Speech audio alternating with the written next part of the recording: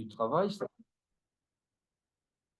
Avant de commencer, l'IHS-CGT tient à adresser un double merci à Michel Cardoz. Tout d'abord pour nous avoir gracieusement confié son tapuscrit et ensuite pour avoir accepté de venir devant en ce lieu, donc présenter son travail. Voilà. Dominique va dire deux mots à l'introduction. Et ensuite, on pratiquera par un jeu classique de questions-réponses. Et voilà, aménageant des temps aussi de réaction de votre part, bien sûr. Je ne sais pas qu'est-ce qu'on se donne comme durée. On dit maximum 2 heures, pas plus. Ah oui. 1 heure et demie peut-être, on va voir. Et selon aussi l'intérêt que vous manifesterez aux propos qui seront tenus ou pas. Voilà, à toi. Alors, la Gironde révolutionnaire. Ça peut paraître un peu surprenant d'associer les deux termes, Gironde et révolutionnaire, mais le travail que Michel a réalisé va nous permettre d'éclairer ce titre. L'IHS a choisi de présenter sous forme de livre ce qui, dormant dans les armoires, était un tapus, c'est-à-dire taper à la machine et photocopier. Pourtant, malgré les 50 années qui se sont écoulées depuis la rédaction de ce travail, nous l'avons trouvé passionnant et la présentation qui va en être faite va dire pourquoi au fil des questions qui seront évoquées. Mais voilà, surtout, on fait un rêve que ce livre suscite la mobilisation de l'IHS, bien sûr, mais d'étudiants et de chercheurs pour aller plus loin avec l'accès aux sources qui s'est enrichi, nous permettant de voir plus clair dans notre passé et de réfléchir à l'avenir des organisations et des luttes. De plus, des travaux complémentaires nous permettraient peut-être de savoir ce que sont devenus ces hommes et ces femmes, dont il est très largement question dans le livre, qui ont manifestement donné de leur énergie pour les progrès sociaux. Et quand j'évoque les femmes, vous vous doutez bien que ce n'est pas tout à fait un hasard, parce qu'elles étaient peu représentées dans les instances syndicales, surtout dans les instances de direction, mais bien présentes dans les luttes, et vous le verrez en lisant le livre. Et maintenant, on peut peut-être passer aux questions. Ok, merci. Alors, même si le sujet a été un peu défloré, quand même la genèse un peu du livre. Écoute, c'est une histoire très simple. J'avais 25 ans en 1967. Et vous savez que vous ne savez pas, mais je réveille des mémoires éventuelles. Mais en 1967, pour les militants d'extrême gauche de l'époque, c'était le 50e anniversaire de la Révolution d'octobre. C'est-à-dire qu'à ce moment-là, les étudiants que nous étions, ou les étudiants un peu passés que nous étions, on adorait faire des banquets le 7 novembre et on célébrait la Révolution d'octobre avec quelques libations et quelques chansons qui n'étaient pas seulement des chansons révolutionnaires. L'anniversaire de la Révolution d'octobre en 1967 a fait que, jeune journaliste débutant, ici à Bordeaux, j'ai voulu rencontrer des vieux militants qui avaient vécu cette période, c'est-à-dire l'arrivée à la fin de la guerre de 14 de la nouvelle. Il y a eu une révolution à Moscou, à Leningrad, non, qui ne s'appelait pas encore Leningrad. Il y a eu une révolution, il y a eu une paix séparée, ça a créé des débats, etc.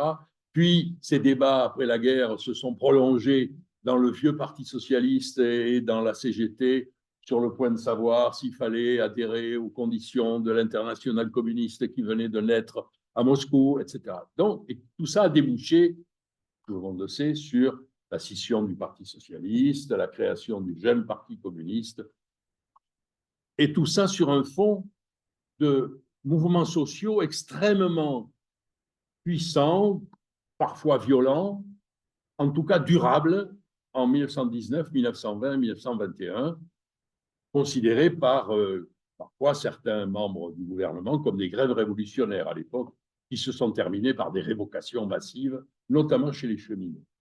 Et il se trouve qu'en 1967, je peux parler avec d'anciens militants révoqués des compagnies de chemin de fer de l'époque, et qui me racontent un certain nombre de choses, quelquefois pittoresques, comme par exemple cette histoire que je raconte dans le livre, qui est d'un grand pittoresque. En 1924 ou 25, j'ai la date exacte dans le livre, on projette un film qui s'appelle L'homme au couteau entre les dents. L'affiche, évidemment, c'est un bolchevique très, très repoussant avec un couteau entre les dents. Et ce film est projeté au cinéma L'Étoile, que certains d'entre vous ont connu, pour Victor Hugo, qui n'existe plus aujourd'hui. Il doit y avoir un tabac ou je ne sais quoi à la place, ou un McDo, ou je ne sais quoi d'autre, ou une banque. C'est plus généralement des banques. Voilà. Et donc, il y a des militants, très peu, hein, ils sont 2 ou 3, et ils décident d'empêcher la projection de ce film, qui était très critique violemment à l'égard de la jeune Union soviétique, évidemment, et des bolcheviks en général. Et ils se débrouillent pour aller incendier l'écran du cinéma. Il y a une militante qui, avec un balai, qui a une petite fiole d'alcool ou de pétrole sur elle, elle mouille le balai des toilettes, et en sortant des toilettes, elle incendie l'écran. Voilà. Bon, c'est des choses comme ça qui me sont racontées à ce moment-là, mais il y a aussi des choses beaucoup plus importantes. Et du coup, vient à mon esprit de jeune Blanc-bec de l'époque d'aller aux archives départementales, qui étaient rue Davio à ce moment-là.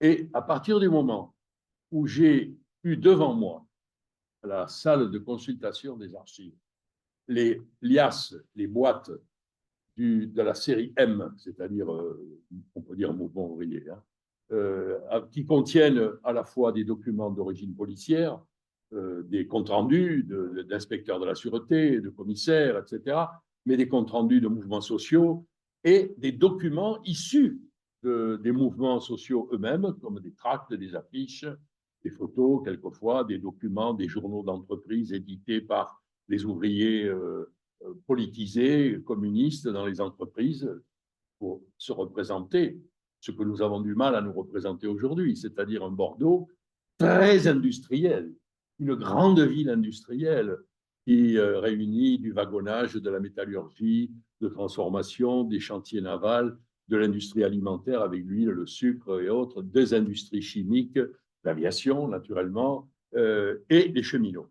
Cheminots extrêmement importants, 3 réseaux, le PO, l'État et la Compagnie du Midi. Les cheminots sont des gens qui voyagent et qui transportent avec eux, pas seulement leur tête, mais leurs idées, et quelquefois des paquets de tracts, quelquefois des affiches, quelquefois des prises de parole. Et les cheminots jouent un rôle extrêmement important, je m'en aperçois, en travaillant dans ces archives.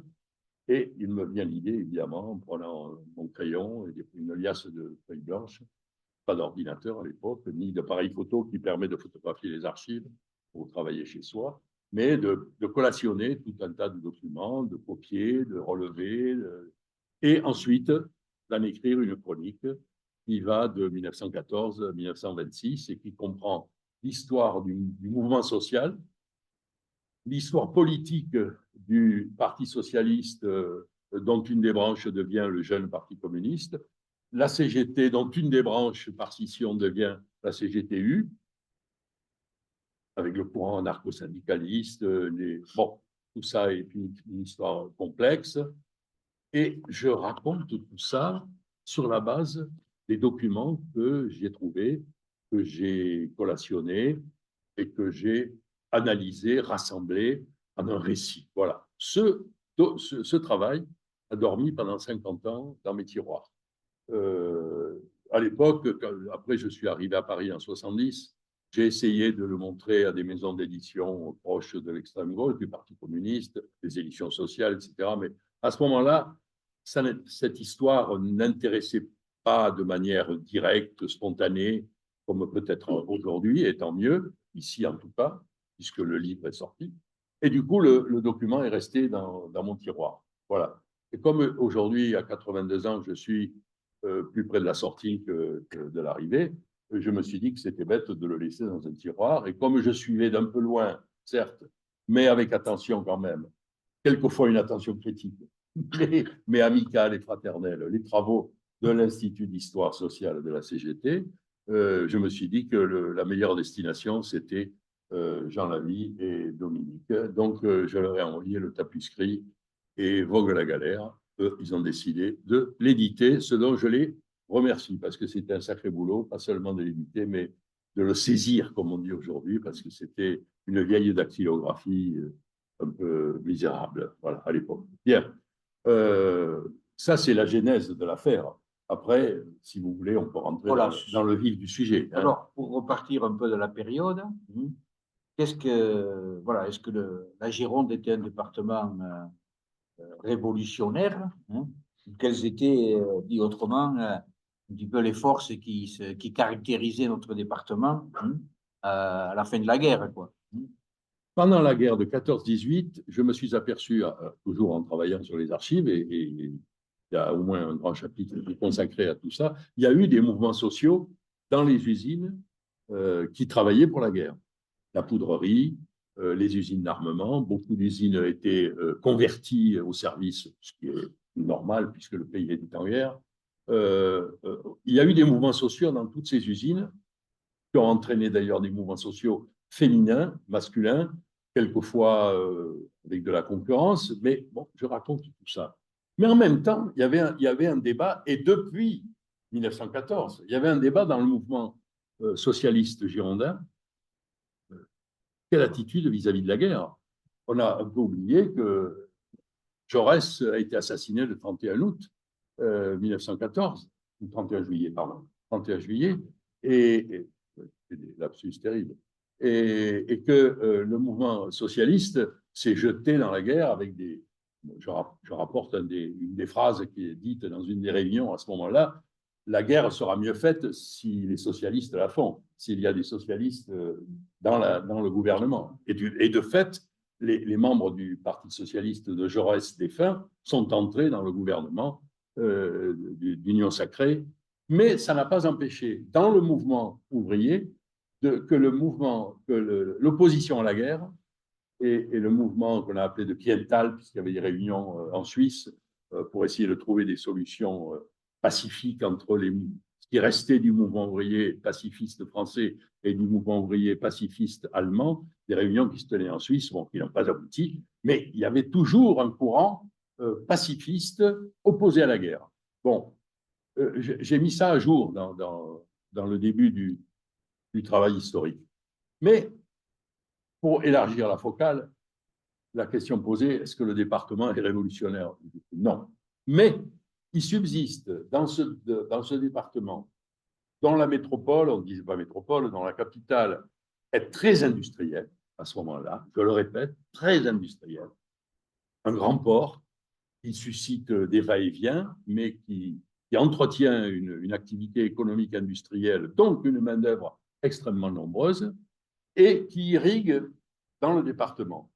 Et le mouvement socialiste, depuis la Commune, d'ailleurs depuis 1871, est plutôt influencé, après dans les années 80 du 19e siècle, par la branche guédiste, les idées de Jules Guesde, plutôt que par les idées de Jean Jaurès.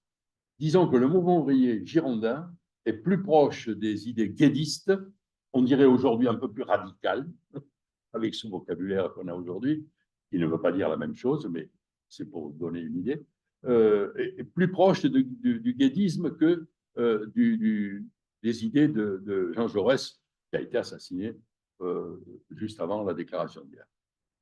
Donc, la caractéristique du mouvement social girondin, elle tient compte de cette structure, de cette charpente je dirais, idéologique, mais en même temps, elle tient compte d'un tissu social que je dis humblement que j'ai découvert avec ce travail d'archives.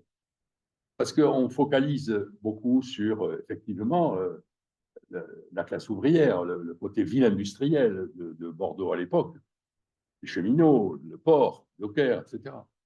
Mais il y a aussi dans ce département, qui est irrigué pas seulement par les cheminots, de Saint-Marien, Périgueux, tous les centres de wagonnage, de changement de machine, etc. Tout ça entretient une main-d'œuvre extrêmement nombreuse, extrêmement syndiquée, extrêmement politisée et très liée au milieu rural en même temps.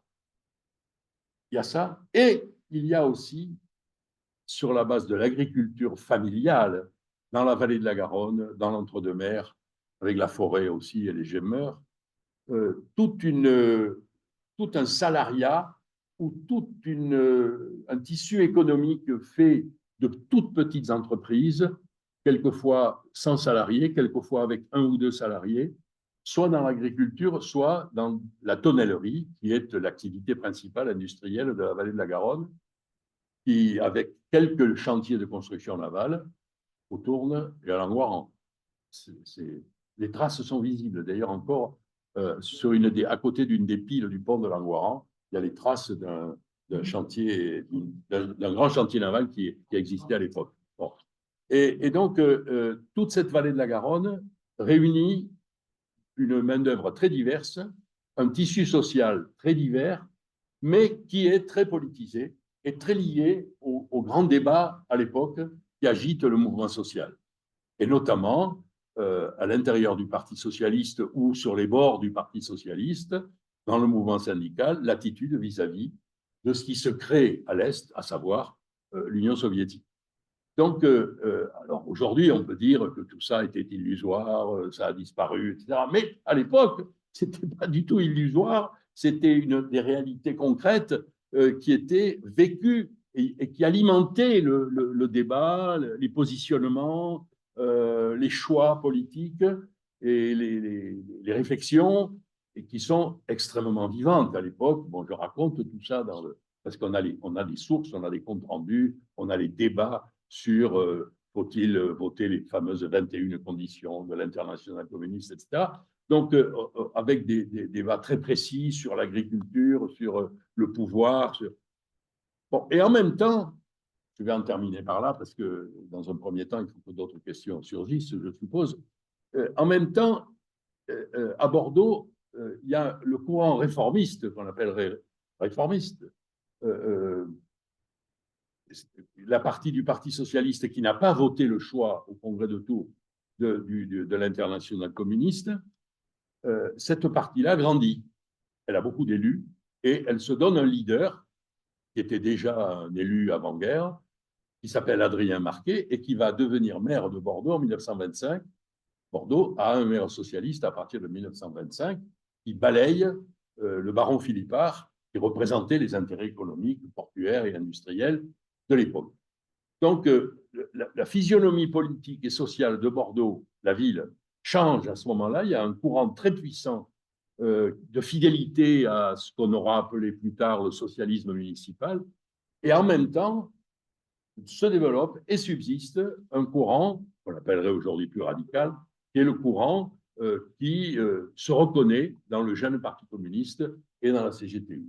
Et tout ça coexiste de manière conflictuelle, naturellement, quelquefois d'ailleurs un peu physiquement aussi, ça a des choses qui arrivent, et qui, dans un premier temps, électoralement, tout à fait défavorable au jeune Parti communiste, et très favorable au Parti socialiste d'Adrien Marquet, mais qui marque durablement, à mes yeux, l'histoire politique de ce département. Évidemment, aujourd'hui, je vous le dis tout de suite, tout ça, c'est de la préhistoire.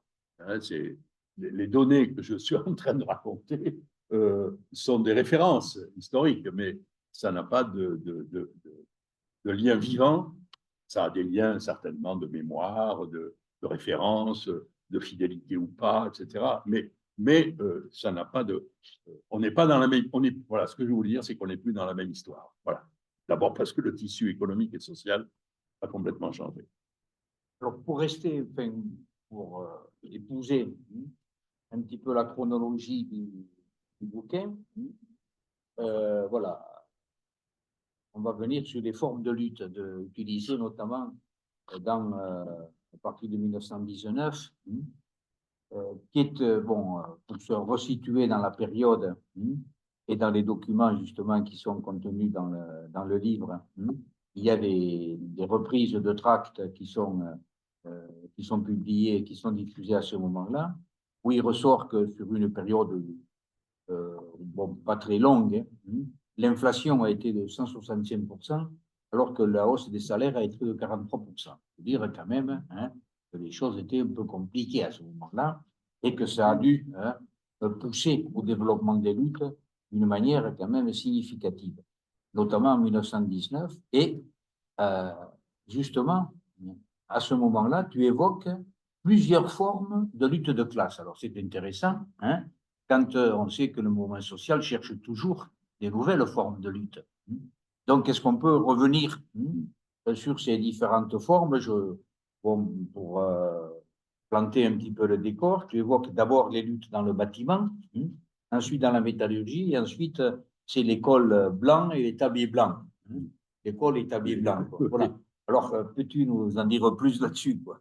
Ben, il y a des mouvements, les mouvements sociaux sont extrêmement divers, extrêmement, comment dire, vivants. En général, il y a des grèves, des occupations, mais qui sont précédées par des démarches, quelquefois des pétitions, des prises de parole, avec des leaders qui émergent. Ce qui m'a passionné, parce que tout ça est quand même fait de chair humaine. C'est pas de l'histoire. C'est pas de l'histoire anonyme. Il y a des noms, et j'ai adoré citer beaucoup de noms, qui quelquefois se retrouvent plus tard, dans d'autres conditions. Et il y a à cette époque tout un encadrement du mouvement ouvrier révolutionnaire bordelais qui naît, qui se forme dans des conflits sociaux, dans des bagarres économiques et sociales très dures, où les gens sont licenciés, révoqués, etc. Enfin bon, il n'y a pas, à ce moment-là, il n'y a pas trop de conseillers prud'hommes, il n'y a pas trop de, voilà, on liquide les types et puis, bon, ils se réembauchent à côté parce que comme on manque de main-d'œuvre, ça tourne. Bon, mais n'empêche qu'il y a une espèce quand même de violence symbolique et quelquefois pas seulement symbolique dans le mouvement social et autour du mouvement social. Mais ce que j'ai voulu mettre en évidence, c'est d'une part la part humaine, parce qu'il y a plusieurs des noms que je retrouve ensuite, je l'ai dit, je ne sais plus où,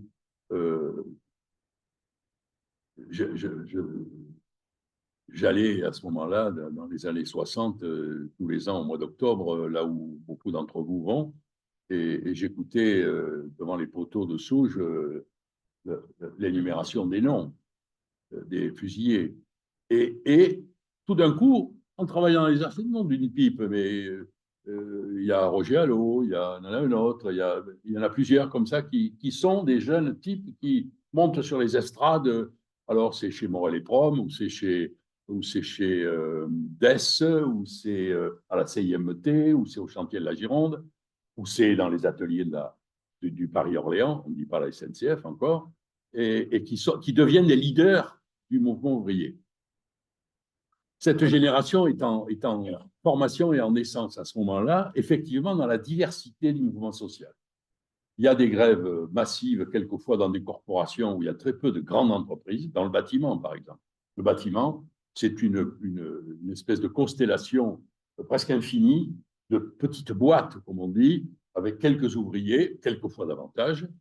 Dans le bois aussi, par exemple, il y a cette grande entreprise qui s'appelle Arribé, qui existe encore d'ailleurs aujourd'hui. La marque existe encore. Ils ont eu des ennuis à la construction de l'auditorium, je crois. Ils n'ont pas toujours été bien payés. Mais enfin bon, par le promoteur. Mais ça s'est passé 80 ans après.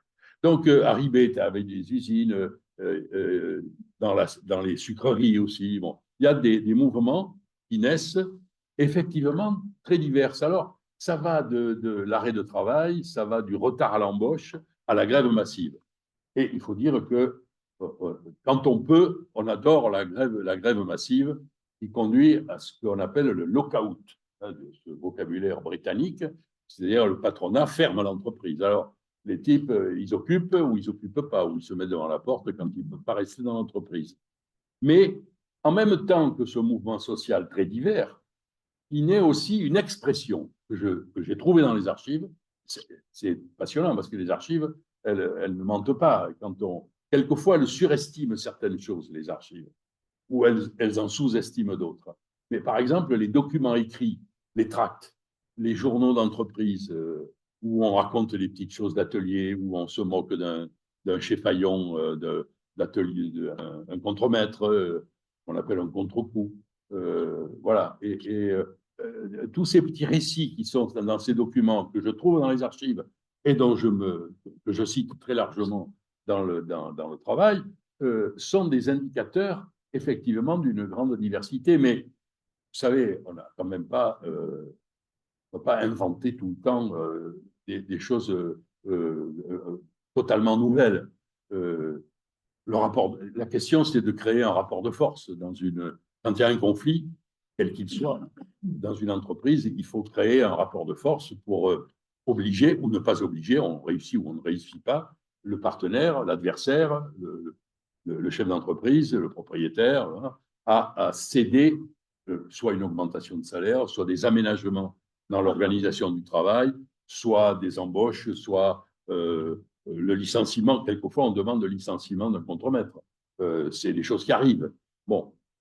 Mais il se forge à ce moment-là des manières d'être et surtout des manières de s'exprimer.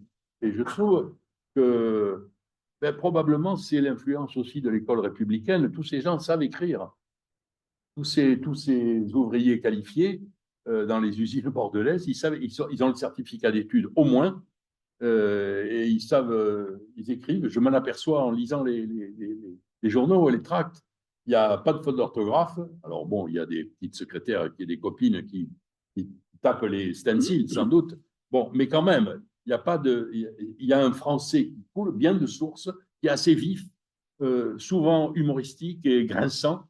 Et je trouve que à cette époque-là, on est vif, on est vivant, on est mordant, toutes choses que on ne retrouve pas toujours après. Voilà. Mais on le retrouve sous d'autres formes. Voilà, c'est autre chose.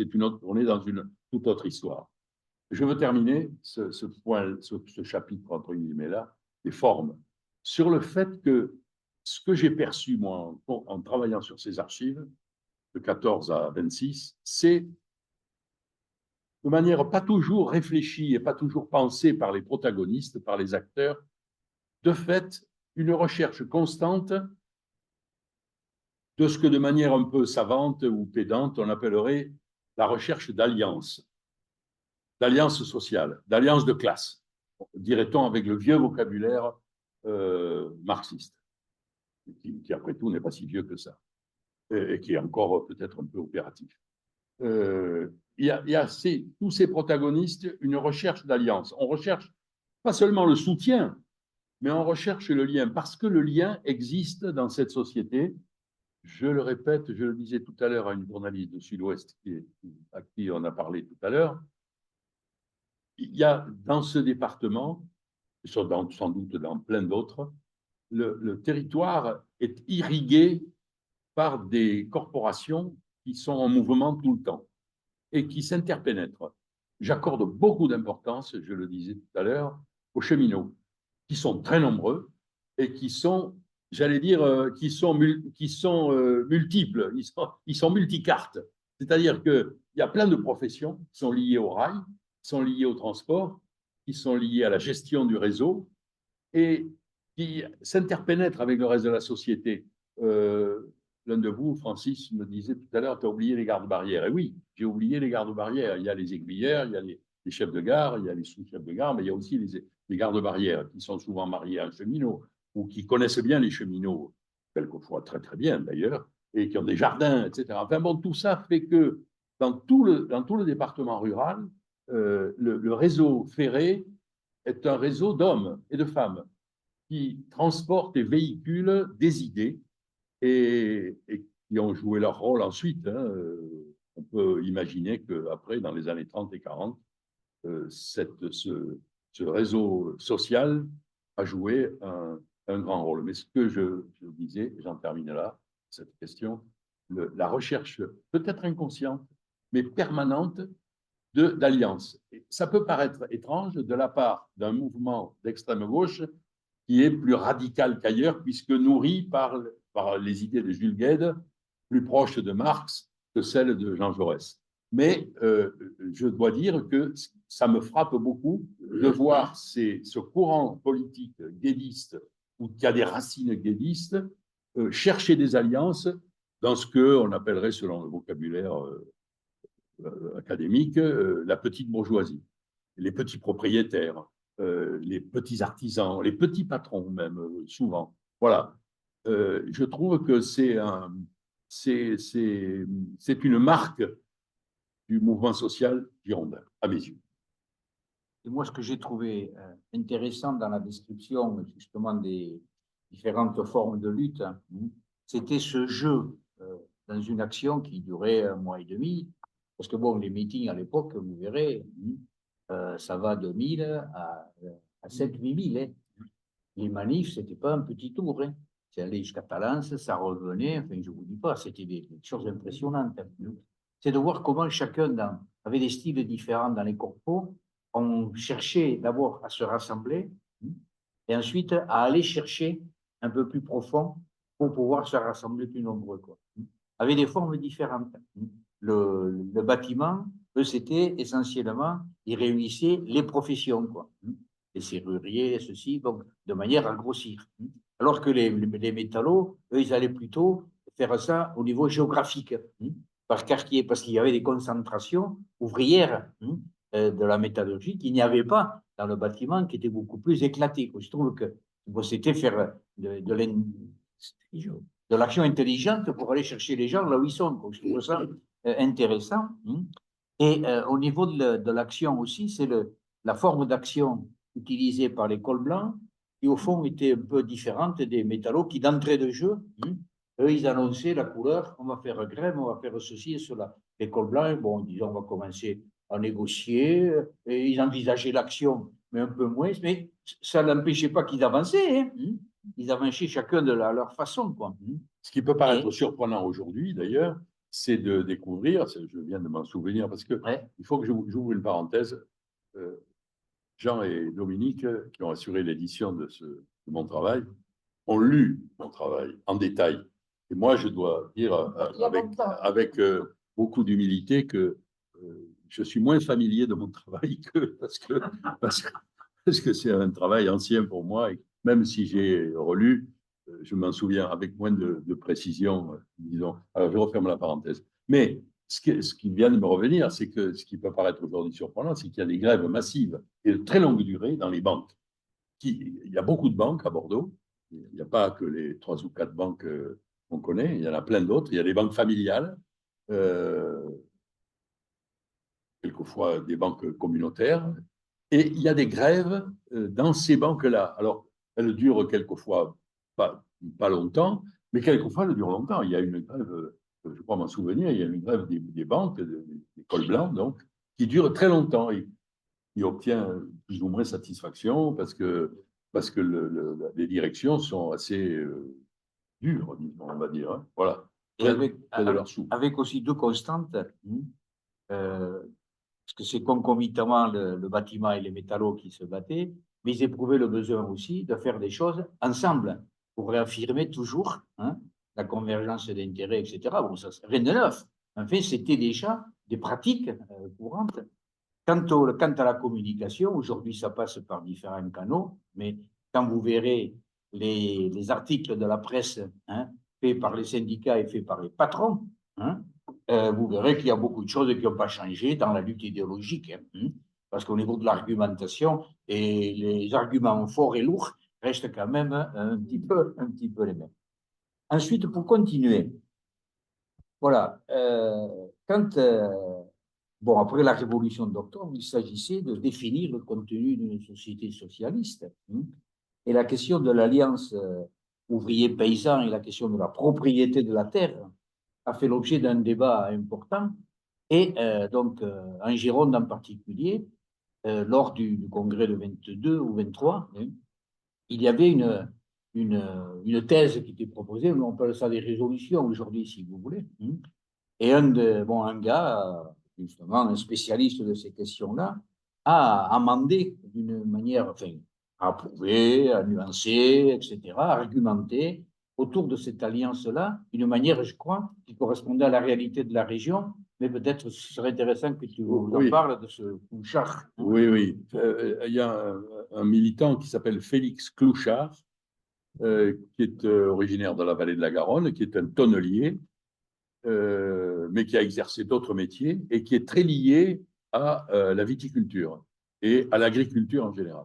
Parce que l'entre-deux-mers, c'est-à-dire la rive droite de la Garonne, ou la rive gauche au sud de Langon, et en remontant jusque dans ce qu'on appelle aujourd'hui les Graves, c'est une région de polyculture. Il n'y a pas que la vigne, il y a aussi de l'élevage, il y a du maïs, du lait, des céréales, etc. Et donc, la propriété rurale est une petite propriété, une moyenne propriété. Et ce Félix Clouchard, qui est un militant communiste, convaincu, discute des thèses à propos de ce que dans le jargon on appelle l'alliance entre la classe ouvrière et la paysannerie, et qu'est-ce qu'il faut dire, qu'est-ce qu'il faut proposer aux paysans. On ne dit même pas agriculteur à l'époque, d'ailleurs on dit paysan. Et Félix Clouchard est un homme extrêmement lucide, je le cite très abondamment dans le livre, puisque son intervention avait été publiée dans le journal du jeune Parti communiste à l'époque, qui est aux archives, et il est très lucide sur l'état d'esprit des paysans, qu'il ne magnifie pas. Il ne magnifie pas l'état d'esprit des agriculteurs. Il dit qu'ils sont très attachés à la propriété, qu'ils ne voient pas plus loin. En gros, il dit qu'il ne voit pas le paysan moyen, ne voit pas plus loin que le bout de son champ, quoi. En gros, il dit pas ça comme ça, mais quasiment. Et il dit comment faire pour lui faire entendre et lui faire accepter ce que dans le jargon à l'époque, mais qui est parfaitement compréhensible, comment lui faire accepter la socialisation des moyens de production et des champs, c'est-à-dire la collectivisation. Alors, Félix Clouchard dit qu'il faut garantir la petite propriété, être très progressif, ne pas brusquer les choses, mais il n'abandonne rien sur les objectifs, j'allais dire l'objectif final. Mais n'empêche que il ne veut pas raconter d'histoire, il ne veut pas mentir aux paysans, mais en même temps, il comprend que on ne peut pas leur dire allez, hop, on va vous collectiviser tout de suite et puis les machines passeront et ça sera comme ce qu'a dit Lénine, la terre aux paysans, etc., etc. Non, il est beaucoup plus subtil, beaucoup plus adapté, et en même temps, il ne cède rien sur les principes. C'est ma lecture, vous avez lu ça en détail, moi je l'ai relu avant de venir tout à l'heure, c'est quelques pages consacrées à Félix Clouchard, et ce qui m'est apparu, c'est qu'il ne cède rien sur les principes, mais en même temps, il est très adapté à cette forme de petite propriété, à l'attachement à la terre et à la production. Et il soulève des questions qui restent aujourd'hui toujours les mêmes, à savoir le prix, la rémunération du travail et le prix de la marchandise, et le prix de la marchandise transformée qui va être un jour achetée et consommée, même si le mot consommation n'est pas à ce moment-là employé, par les travailleurs des villes. Voilà. Et ça entre, cette démarche de Félix Clouchard entre dans ce à quoi je faisais allusion tout à l'heure, à savoir cette recherche permanente de l'alliance et du regard sur ce qu'on appelle presque plus aujourd'hui les classes sociales, c'est-à-dire les catégories sociales. Qu'est-ce que c'est, où ça s'arrête et où ça commence? Est-ce que la propriété joue un rôle? ou pas, voilà. Toutes ces femmes et tous ces hommes de ces 5 premières années des années 20 sont dans ce débat, dans cette préoccupation, d'à la fois essayer d'inventer le futur d'une société différente et en même temps de séduire, de rassembler, de chercher des alliances. Alors, sur la question de la propriété, on a beau être de racines guédistes, on n'est pas proudhonien, c'est-à-dire qu'on n'utilise pas la formule « la propriété, c'est le vol ». Je ne l'ai jamais rencontré, sauf peut-être dans des petits discours anarcho-syndicalistes, mais et encore. Ça demande, c'est presque une question philosophique, cette question de la fameuse phrase de Proudhon, la propriété, c'est le vol. Voilà, je ne l'ai pas rencontré. Je referme la parenthèse. Voilà, avec toujours la question de la cadence et des modalités de transformation, qui reste une question toujours aussi d'actualité. Et dans le propos de Touchard, qui est permanent. Oui, tout à fait. Bon, dans la dernière de couverture, on évoque les expériences et les tâtonnements en matière d'organisation des structures nouvelles, aussi bien au niveau donc, du nouveau Parti communiste que de la CGTU. Voilà.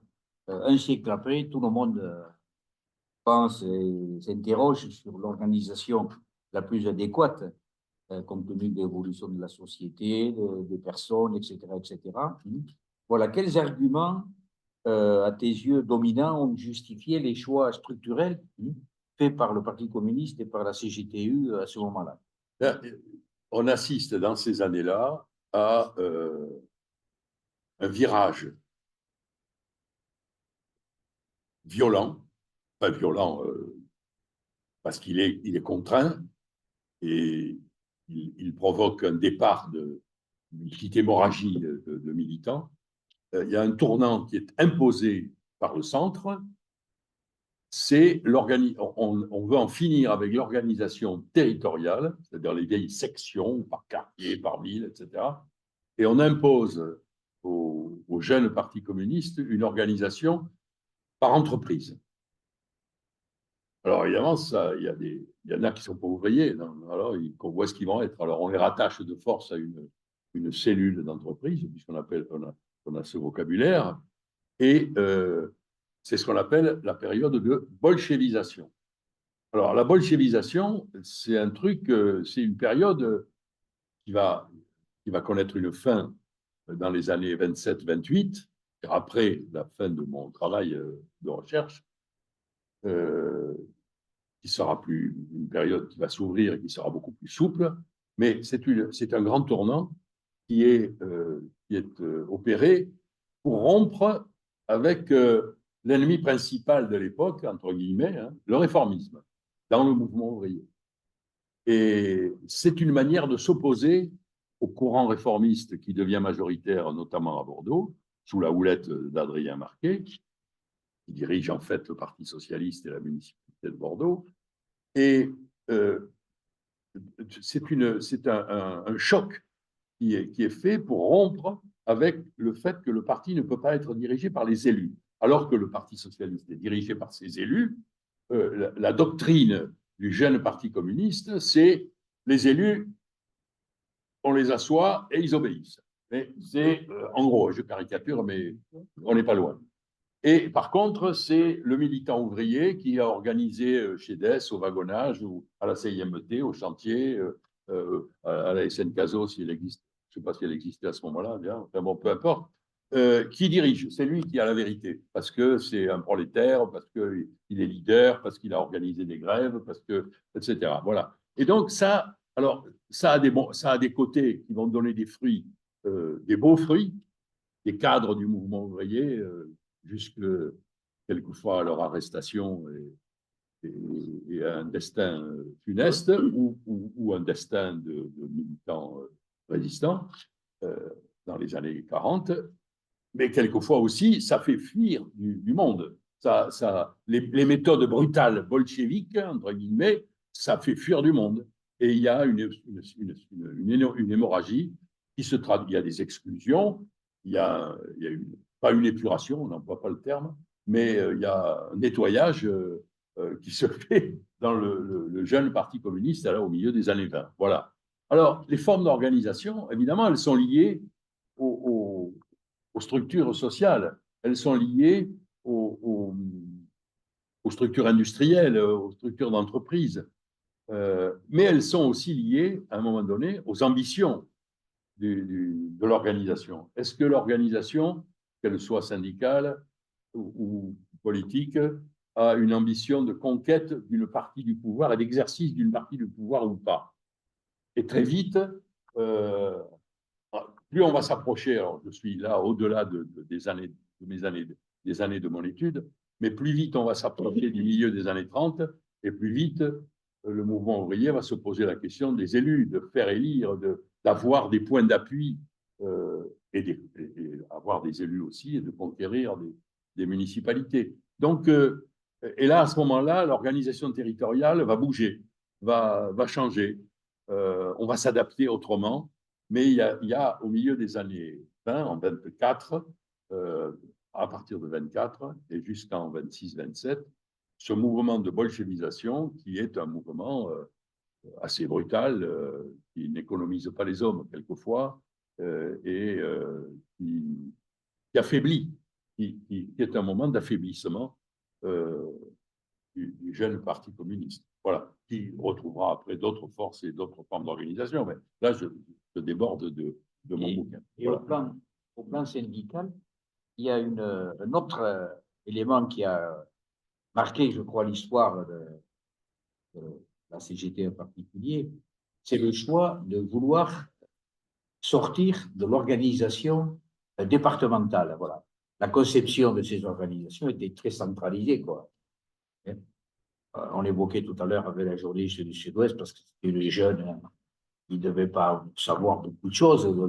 L'histoire du SODO et du centralisme démocratique, vous la connaissez. Le centralisme démocratique qualifié justement, l'eau, quand vous la versez du premier étage, elle tombe vite, et tout. Tandis que si vous voulez lancer un seau d'eau d'en bas, il n'arrive pas grand-chose en haut, quoi. Voilà. Donc, l'organisation de la CGT en particulier, ça a été au début de faire des grandes régions, très, très centralisées, quoi. Bon, sauf que ça ne marchait pas, quoi. Et dans notre région en particulier, on a publié des documents dans la revue 120 ans de la création de la CGT, où il y avait de la Gironde, et ça allait jusqu'au Gers, au Haute-Pyrénées, etc. Je ne vous dis pas.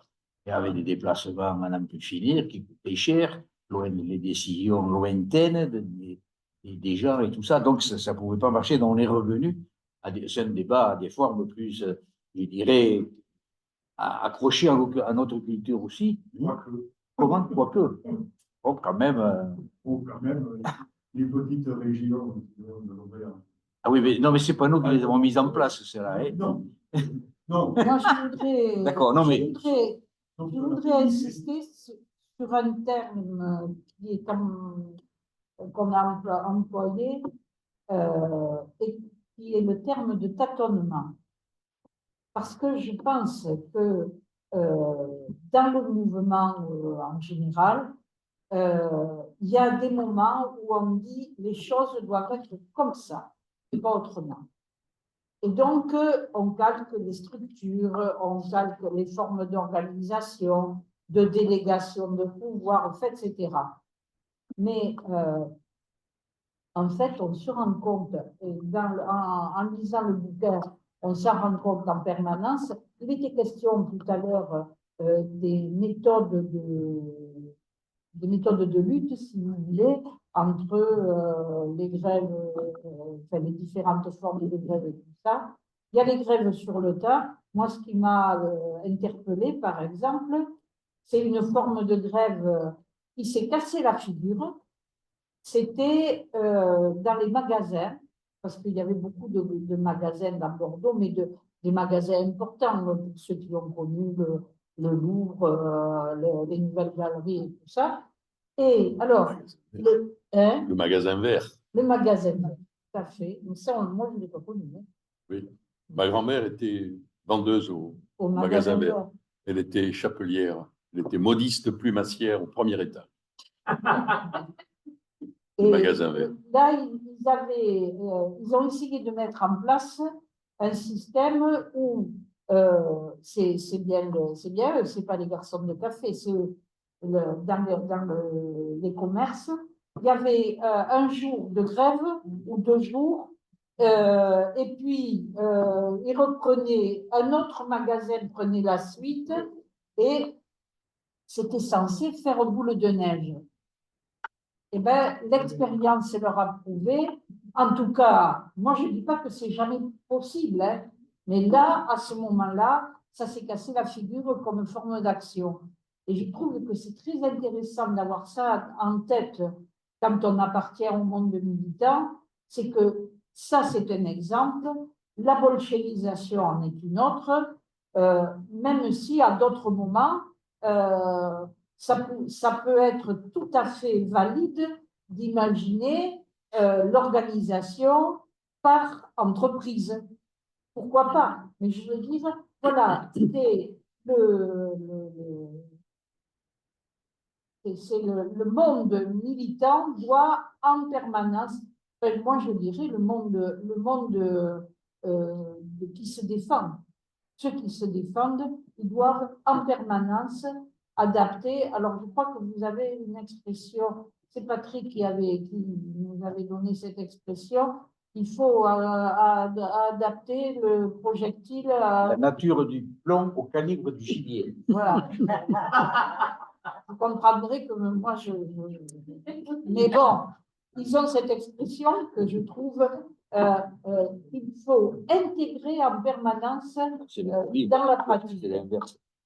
Cela dit, comment dire, cette réflexion ne vaut pas seulement pour le mouvement syndical ou le mouvement politique, elle vaut pour tout le mouvement associatif. Tout ce qui vient d'en haut de manière autoritaire, ça marche quelquefois, puis en général, c'est voué à l'échec, parce que justement, et on s'en rend compte dans l'histoire du mouvement social dans ces années, qui est, je ne dis pas spontané, mais qui est très impulsif et très collectif systématiquement, même quand il n'est pas majoritaire dans une entreprise, quand il est presque quelquefois minoritaire. Mais au moins, il a le souci du collectif et le souci de la parole. Le souci, pour que ça marche, il faut que tout le monde ait intégré dans sa tête les formes, qu'on dirait aujourd'hui, les formes d'action, les formes, etc. On ne peut pas imposer les choses. L'expérience éternelle, toujours recommencée du mouvement social, que ce soit le mouvement social syndical, politique ou associatif, bon, c'est des choses qu'on rencontre encore aujourd'hui. Hein. C'est pas, on n'invente rien là dans la réflexion, mais c'est intéressant de voir comment, à une époque fort ancienne, les mouvements naissent comme ça et apprennent sur le tas dans la vie à exister, à s'autogérer aussi, selon un vocabulaire qu'on n'emploie plus beaucoup aujourd'hui. On passe aux questions. Ah oui. Dominique? Oui, moi, c'est juste une réflexion, mais je trouve intéressant qu'on revienne un petit peu sur cette histoire, et moins pour y chercher je ne sais pas, des modèles ou des repères qu'on aurait oubliés ou qu'on serait obligé de réinventer. Moi, alors, ce qui est le plus intéressant, à mon avis, c'est toute cette expérimentation sociale et politique qui se fait à cette époque-là, avec une intelligence finalement de la réalité concrète, qui prend en compte réellement le terrain sur lequel les camarades de l'époque interviennent et qui finalement expérimentent. Je veux dire, ce qui est peut-être aussi un peu ce qui nous manque aujourd'hui, c'est-à-dire faire preuve justement de créativité et libérer un petit peu les capacités de ces acteurs. Parce que ce dont ils ont besoin, finalement, ce n'est pas tant qu'on leur explique ce qu'il faut faire que de leur permettre de reprendre confiance en eux et de pouvoir s'engager. Moi, je crois que, je sais pas, j'ai pas lu le livre, donc je vais pas en faire un commentaire, mais ce que j'en ressens au travers du travail, même si tu me l'avais envoyé en plus à l'époque, au moment où Kitou avait fait son travail, mais Ce qui moi, m'apparaît, alors d'abord, moi, je me félicite du travail qu'ont fait Dominique et Jean, et d'avoir été plus sérieux que moi dans l'appropriation, je dirais, de ce travail. Des travaux qui n'existent pas hein, dans le champ de la recherche à Bordeaux, d'ailleurs, et dans peu de régions, et dans peu d'endroits, on s'occupe de l'histoire du mouvement ouvrier, du mouvement politique, du mouvement révolutionnaire, et justement de ce qui a pu se passer dans nos racines, entre guillemets.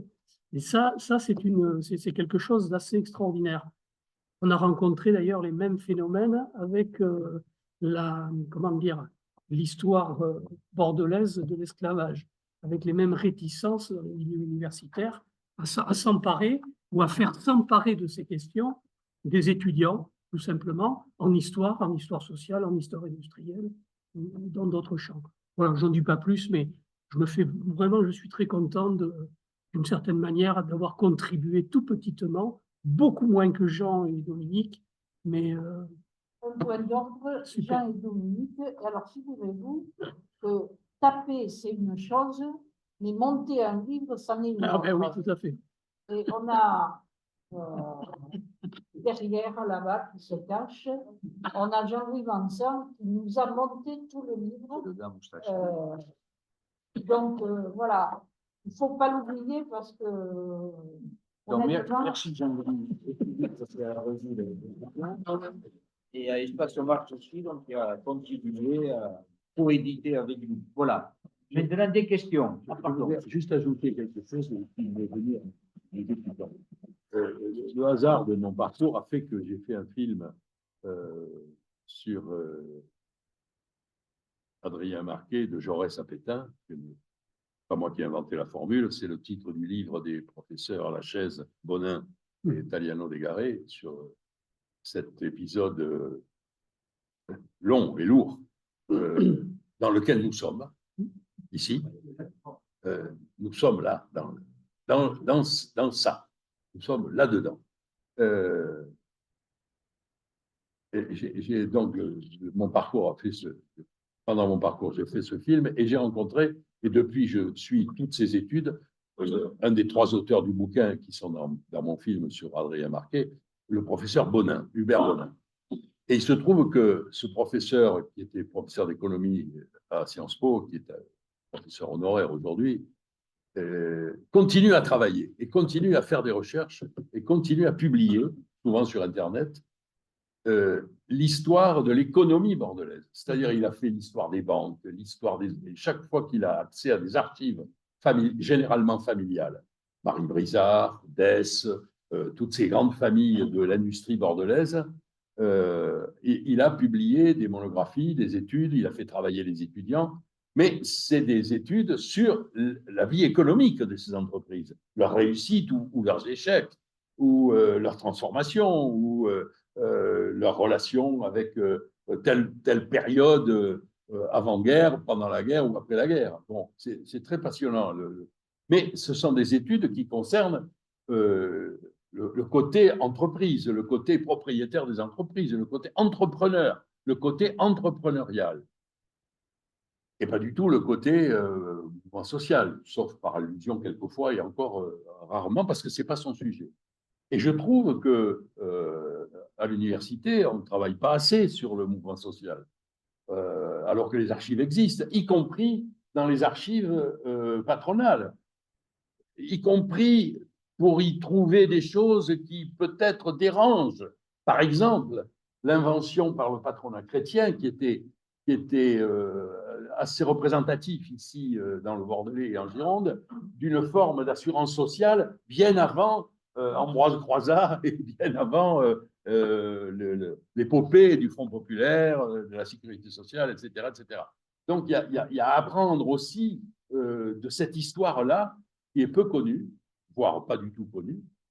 Et alors, le côté mouvement social, là, par exemple, d'où venait cette main-d'œuvre, comment était-elle formée, c'était une main-d'œuvre qui venait généralement des départements de ce qu'on appelle en géographie l'Interland, c'est-à-dire les Basses-Pyrénées, les Landes, le Lot-et-Garonne, tous les départements ruraux qui ont fourni de la main-d'œuvre industrielle au Bordeaux industriel des années 20 et 30. Et là, ça manque. On n'a aucun travail, très peu en tout cas, je ne connais pas de manière qui soit globale, en dehors de ce pauvre travail que j'ai fait il y a 50 ans. Voilà. Et j'espère que ça va donner, comme tu l'as dit, Jean, ça va donner envie à quelques étudiants de se replonger dans ces archives. À vous.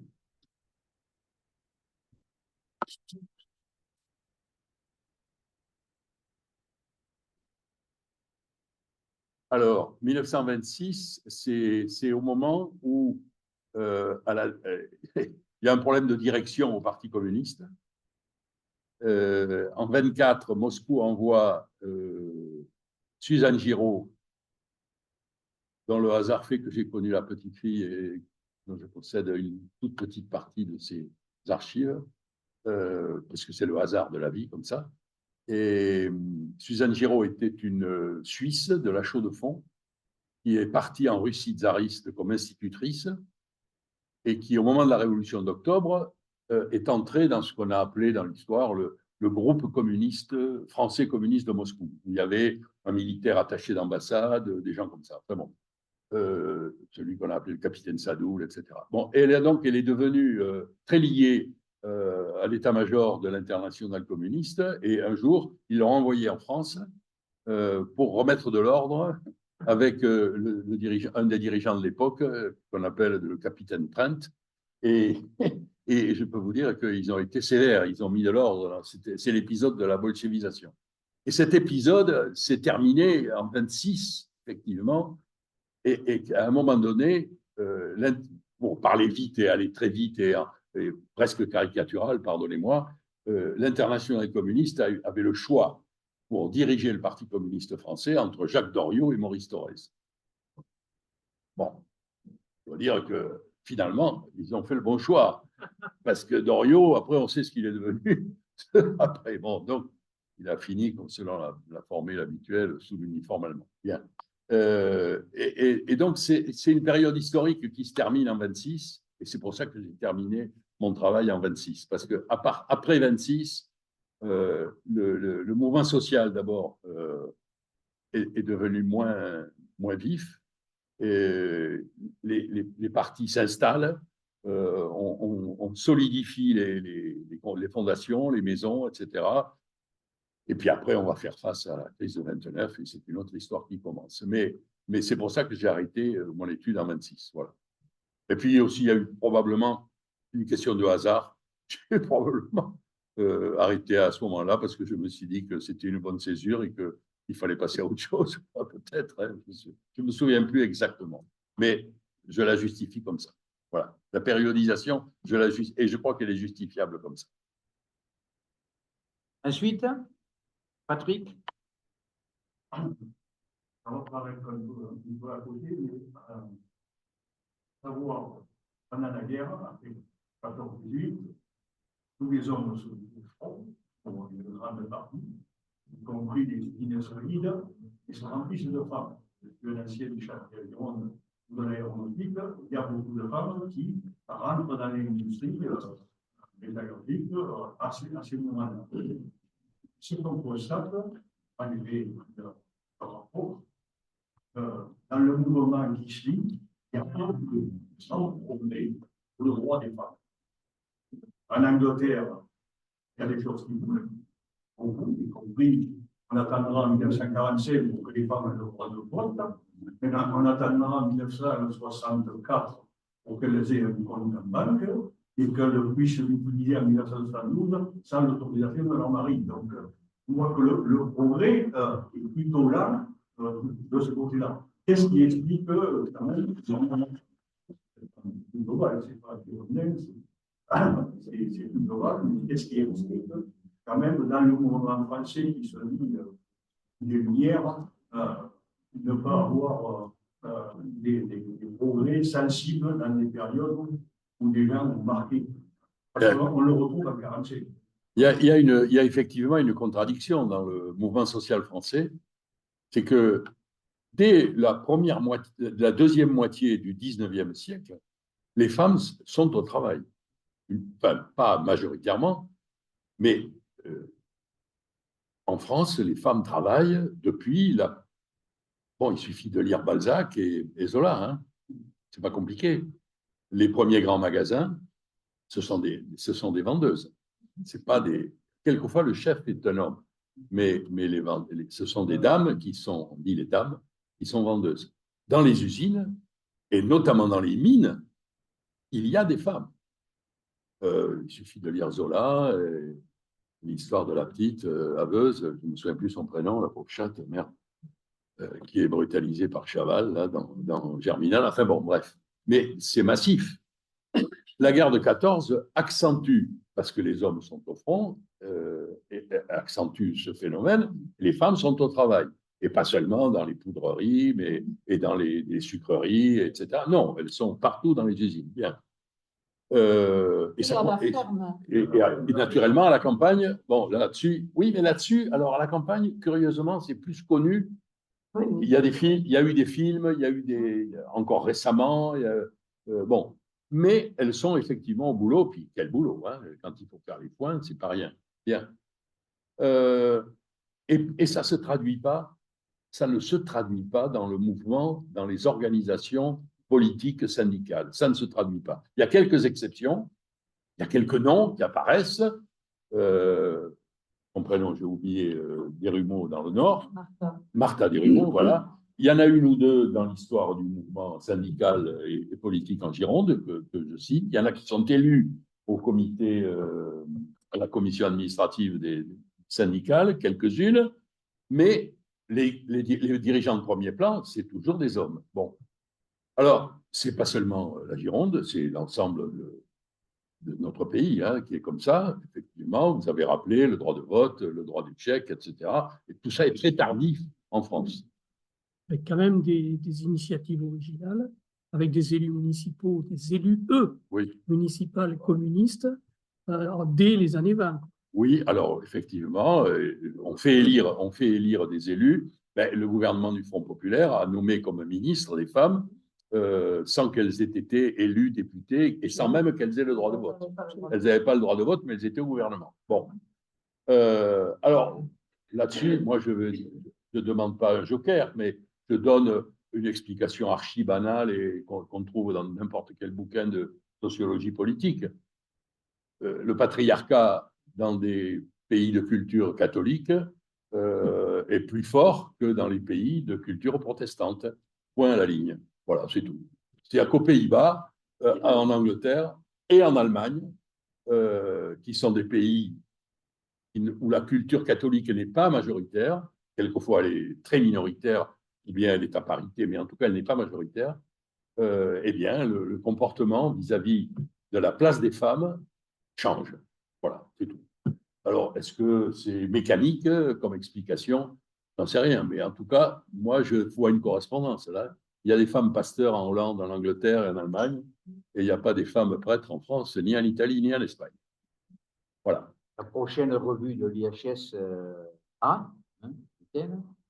va rapporter un article de Maryse Dumas sur le congrès de la CGTU de 1927, qui s'est tenu à Bordeaux, national, et qui a vu la mise en place justement des premières commissions féminines dans la CGTU avec un certain nombre de difficultés.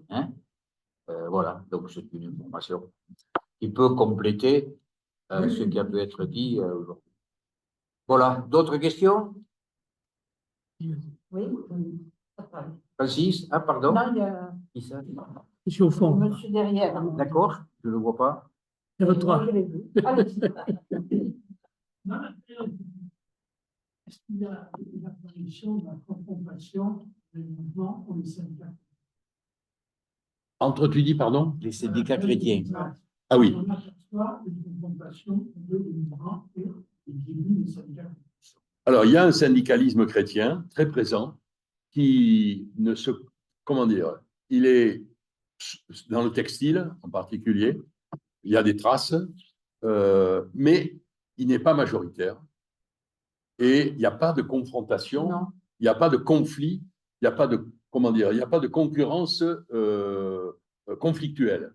Il y a sûrement sur le terrain une concurrence, mais il n'y a pas de concurrence conflictuelle. C'est beaucoup plus violent entre la CGT et la CGTU et la CGT réformiste, par exemple à Bordeaux avec le statut des gaziers électriciens inventé et heureusement d'ailleurs par la municipalité marquée et qui phagocyte d'une certaine manière, qui crée son influence dans une partie du mouvement ouvrier bordelais. Il y a un conflit entre la CGTU et la CGT, et souvent sur le terrain, il y a une concurrence vive, violente, mais entre les syndicats comme la CGT ou la CGTU et le syndicalisme chrétien, qui existe en effet, mais j'ai rencontré peu de traces dans les archives.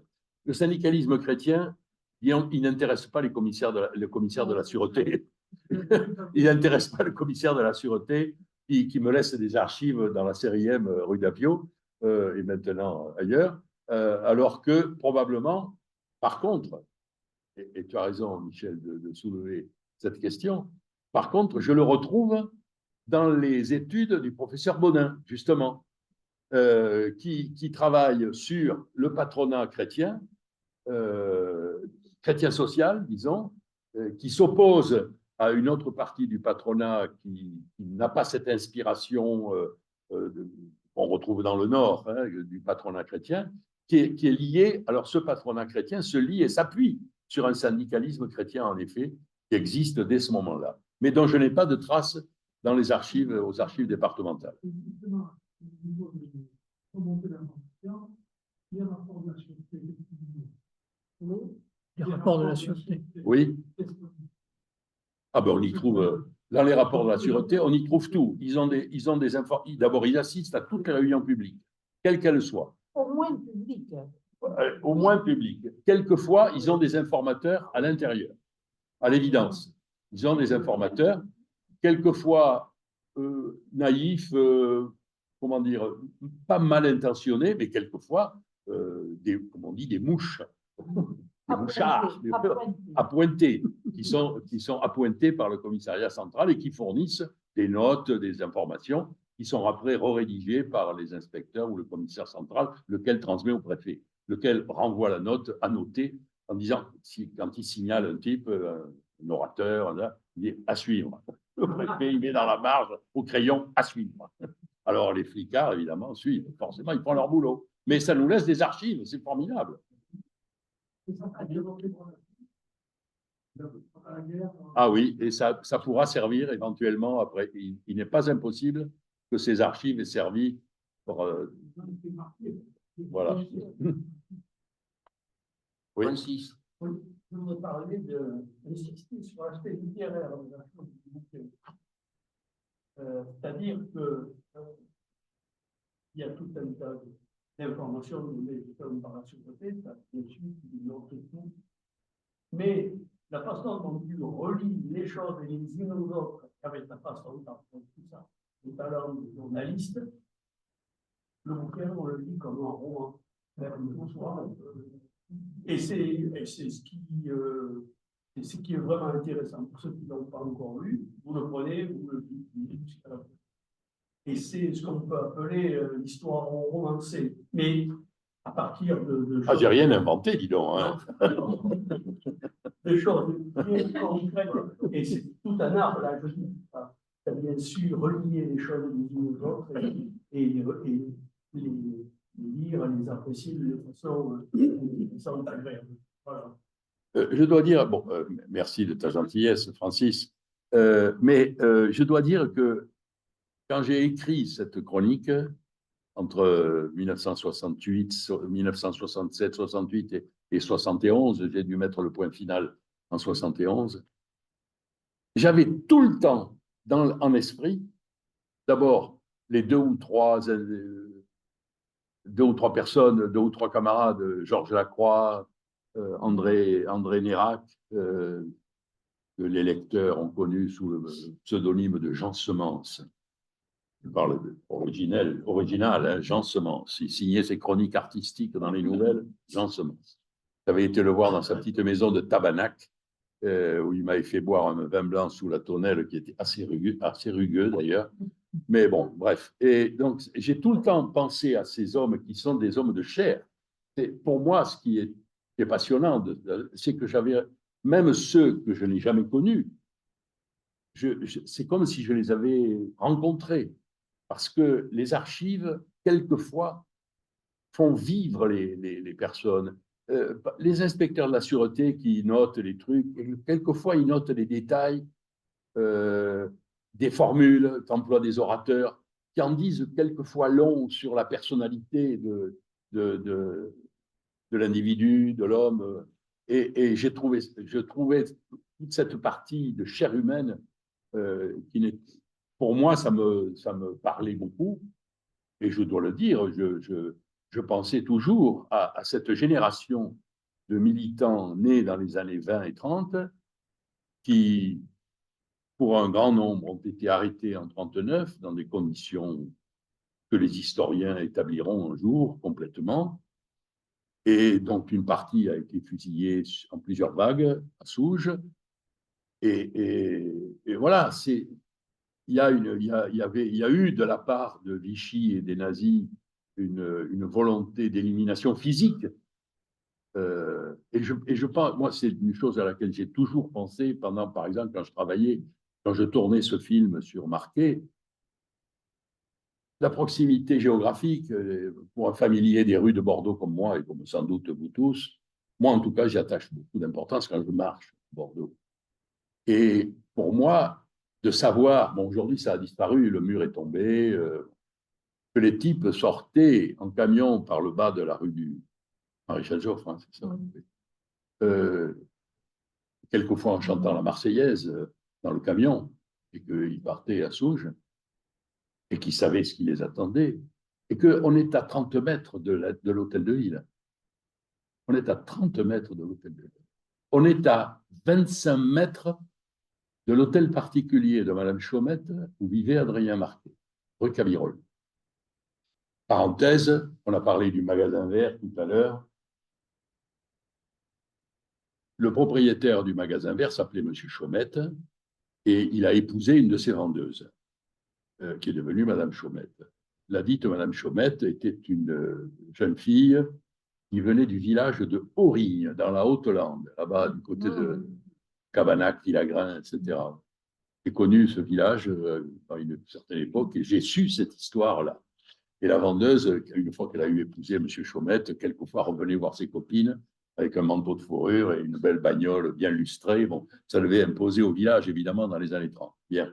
Et elle est devenue veuve, Mme Chaumette, et elle a eu un hôtel particulier qui existe toujours rue Cabirol, qu'on ne voit pas parce qu'il y a une grille, il y a un mur, etc. Et les historiens du mois de juin 1940, vous voyez, je me suis promis de ne pas faire de digression, mais j'en fais une. Les historiens de l'année 1940 disent, du mois de juin 1940, disent que le gouvernement Pétain s'est constitué dans le salon de Mme Chaumette, dans cet hôtel particulier. Et après, dans les années qui suivent, je pense toujours à ça. Et en écrivant cette chronique, j'y pensais toujours. À ces camions qui sortent du Fort du Havre, avec des groupes de militants, quelquefois communistes, souvent, d'autres fois qui n'étaient pas communistes. Il y avait des juifs, il y avait des chrétiens, des gaullistes, etc. Enfin bon, il y avait tout le monde et qui partent à Souges.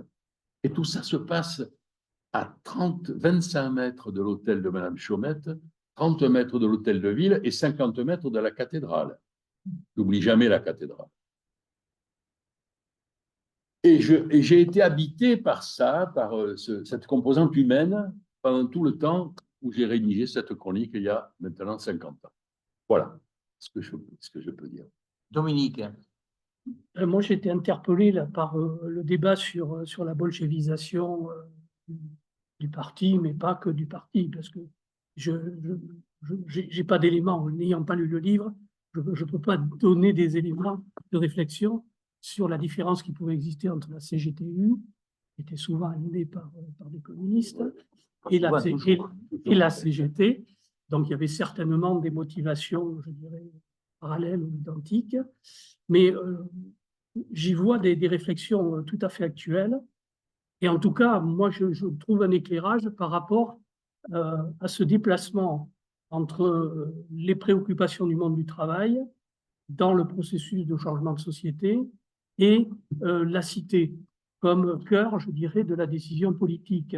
Or, on voit bien comment, dans la période plus ou moins récente, on a vu ressurgir, je dirais, ce débat et ces réflexions, y compris dans le mouvement social et dans le mouvement politique, pour, je dirais, caractériser ce qui pourrait être la première ligne, je dirais, du combat de classe. Oui, non. Ce débat est ouvert. Moi, c'est pas l'objet de. Non, non, mais. C'est pas l'objet du bouquin, mais je comprends que de ce livre, comme d'autres d'ailleurs, sur cette période ou d'autres périodes ou d'autres moments, on puisse tirer toujours des fils vers des questions vers l'actualité. Vous savez, il y a une corporation dont on n'a quasiment pas parlé, c'est les Gémeurs, c'est-à-dire les métayers Gémeurs qui animaient le Grand Massif des Landes, qui irriguaient le Grand Massif des Landes. On est quelques-uns ici à avoir, dans les années 60, encore vu 3000 bérets dans les places Jean Jaurès. À la fin du gémage, sous la conduite de Raymond Lagardère, qui habitait à Saint-Symphorien, dont je me souviens très bien, on a eu jusqu'à... Bon, cette histoire est terminée, elle est close.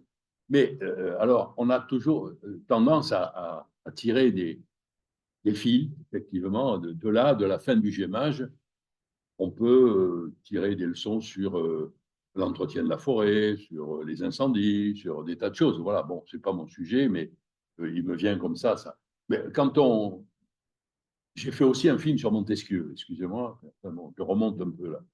Mais sur la viticulture et sur l'entretien de la vigne, les combats entre les grands propriétaires comme Montesquieu et le représentant du roi, l'intendant Boucher, qui a précédé l'intendant Tourny.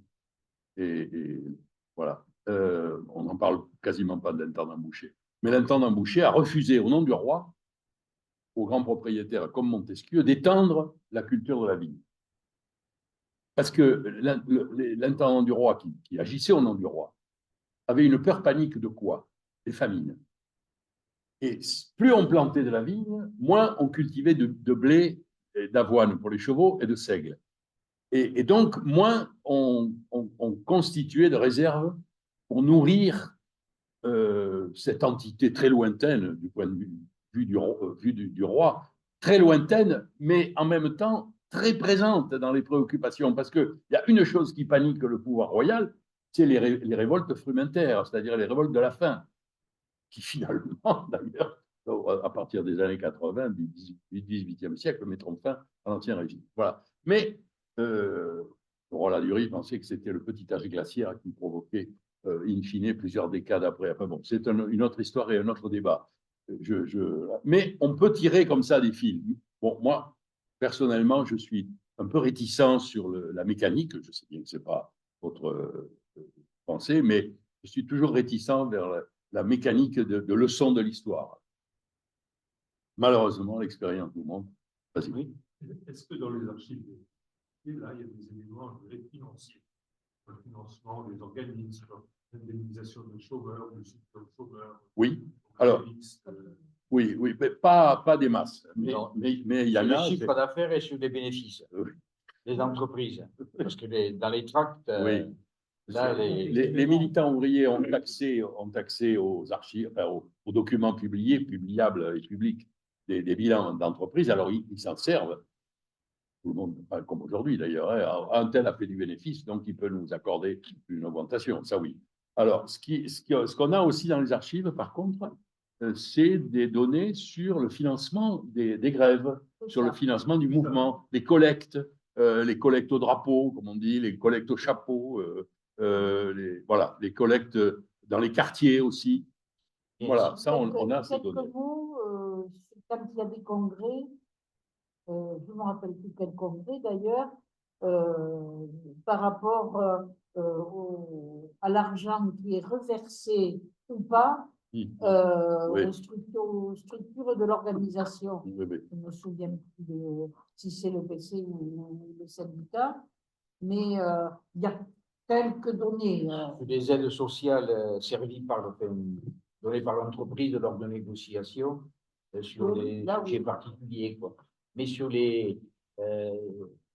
pas sur l'argent collecté collectivement pour des organismes de couverture sociale diverses, quoi. C'est venu, je crois, un peu plus tard, parce qu'hier, incidemment, sur notre activité, on a consulté des dossiers de salariés de l'AIA dans les années 35-37. Et là, on avait, donc avant l'invention de la sécurité sociale, etc., là, on avait tout le détail dans leur contrat de travail des prélèvements qu'il y avait à l'époque. Donc, ça corrobore ce que tu dis. Il existait des systèmes, ça on le sait, avec les luttes, et il y a eu des systèmes d'assurance auxquels on a refusé plus ou moins d'adhérer, après on y a été, etc. Mais pas quelque chose de très organisé, quand c'était dans le détail. Et quant aux archives, quant aux notes de police ou de surveillance du mouvement social, du mouvement ouvrier, du mouvement social et du mouvement syndical, les inspecteurs de police ou le commissaire, ça ne l'intéresse pas vraiment. Là, ça ne l'intéresse qu'au moment où, quand il y a une grève qui dure, ils pensent que, ils le disent, quelquefois les policiers le disent avec cynisme, brutalité, l'argent va manquer parce qu'il n'y aura plus rien à bouffer. Il n'y a plus rien à manger dans les ménages, donc à ce moment-là, si le patronat tient encore un peu, la grève va finir. Quelquefois, il y a un policier qui dit ça de manière un peu cynique. Alors on sent que le mouvement, il s'affaiblit ou pas, hein, mais c'est le seul moment où il est question d'argent. Voilà. Ça n'intéresse pas vraiment les informateurs du préfet. Voilà. D'autres questions? Eh ben, écoutez, merci à vous. C'est 18 heures. On remercie Michel. Merci d'être prêté à l'exercice. Merci à vous d'avoir. On vous remercie aussi à vous d'être venu. Voilà. Bravo. Et longue vie, pas trop longue. Hein, fait le livre à disposition. Voilà.